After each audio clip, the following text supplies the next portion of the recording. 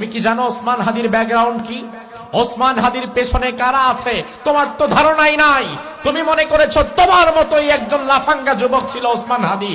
না, ওসমান হাদির বাবা একজন আলেম, মসজিদের ইমাম, মাদ্রাসার শিক্ষক।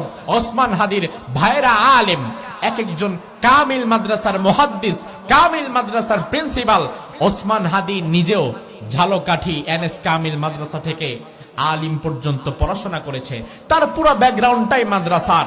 অবশেষে তার বাবা তাকে বলল যে আমার এতগুলো সন্তানের মধ্যে একজন ইউনিভার্সিটিতে পড়ুক, ঢাকা ভার্সিটিতে যাক, এটা আমি চাই, সমস্যা নাই। তুমি যেহেতু আমার ছোট সন্তান, তুমি যেতে পারো ঢাকায়, তুমি সেখানে পড়াশোনা করতে পারো, তবে তোমার প্রতি আমার আদেশ হচ্ছে জমিনে যতদিন বেঁচে থাকবা অন্যায়ের সাথে আপোষ করবা না, ইনসাফের পক্ষে থাকবা, হকের পক্ষে থাকবা।